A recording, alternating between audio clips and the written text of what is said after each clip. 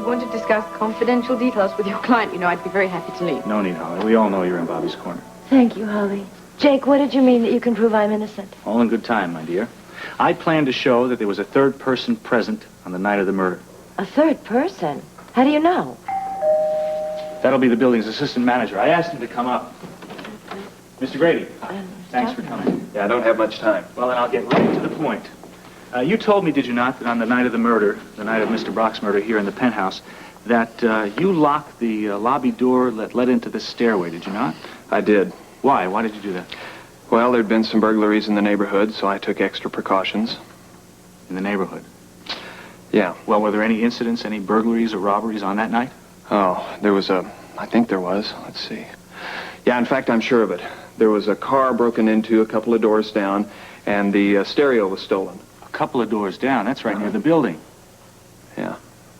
Well, then that means that the thief could have gotten into the building. In fact, he could have gotten into the penthouse, couldn't he? Yeah, it's possible.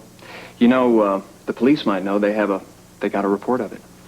Mr. Grady, thank you. You've been very helpful. Yeah, Thank you're welcome. you. You're welcome anytime. Thanks again. See what I mean? I'm on my way down to police headquarters to check those arrest reports for the evening that he was killed. You think they might have picked him up that night? Well, I certainly hope so. And if they did, I certainly want to talk to him. Bobbie, listen, I want you to do something while I'm gone. I want you to think hard, real hard. Try to remember anything you may have seen or heard that even might indicate that there was somebody else in this apartment.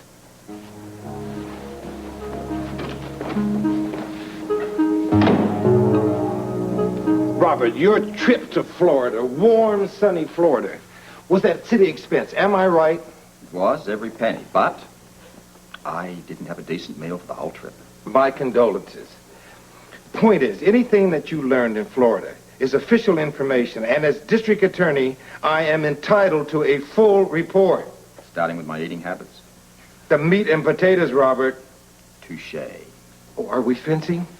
Give it to me, Robert. I know you went down to Florida to check on that trip that Brock made. I also know that his wife was a hustler down there. Bobbie was a very young girl then. I'm not passing judgment. I'm asking for what you found out, and I might add, on city money. Well, why didn't you say so? Are you having fun, Robert?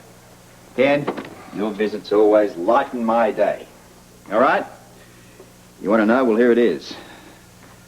Brock went to Miami to hire a private detective. For what?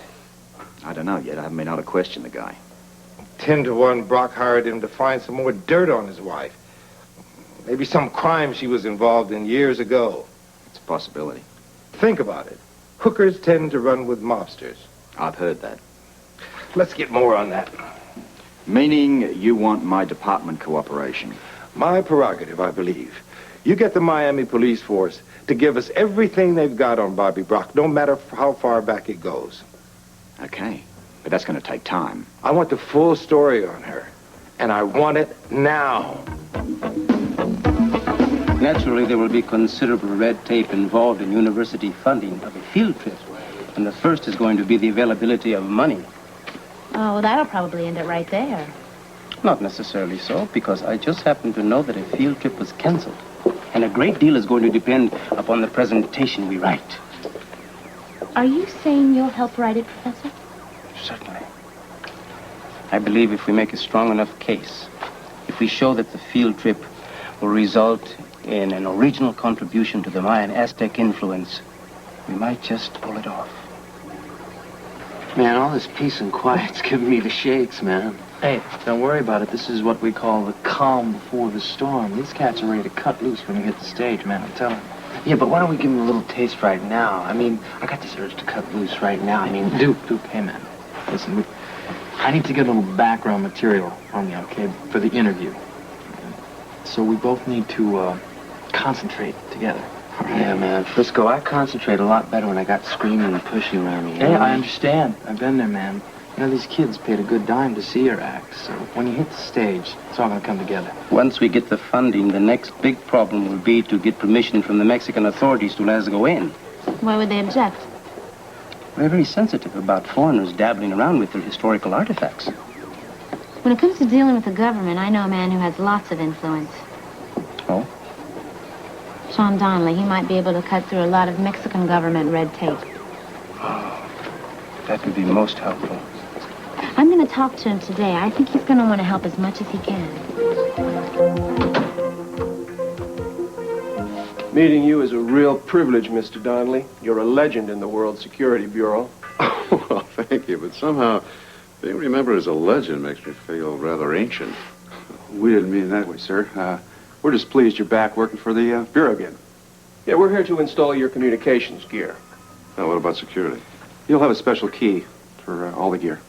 Oh, good. When do you want to get started? Right now, if we may. Oh, sure. I'll be here if you need my help for anything, all right? Thank you, sir. We'll try and keep out of your way. Thank you. Thank you.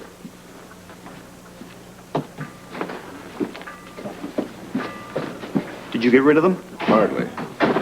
I think they're going to prove to be very helpful. WSB men hanging around here, that's all we need, man. I told you before, I'm the judge of what's best for this operation. Besides, my being a WSB agent has distinct advantages. For one thing, it puts me above suspicion. I still don't like it. I do, Sam. There's another thing. No local police can come in here and inspect these premises, so we can keep the treasure for as long as we feel necessary. I hadn't thought of that. I did. Let's get down to today's agenda. Now, moving the treasure from the crypt to Port Charles is going to take a tremendous amount of detailed planning. Slater, what do you got lined up? It's going to be a combination land and air operation. Requiring what kind of equipment? A chopper and a truck. I've already arranged for the chopper in Texas on the date we agreed on. All right, good. It's going to be waiting on a pad near the border. What about the truck? It'll be ready also. Excellent. Gentlemen, I think we're off and running. No doubt.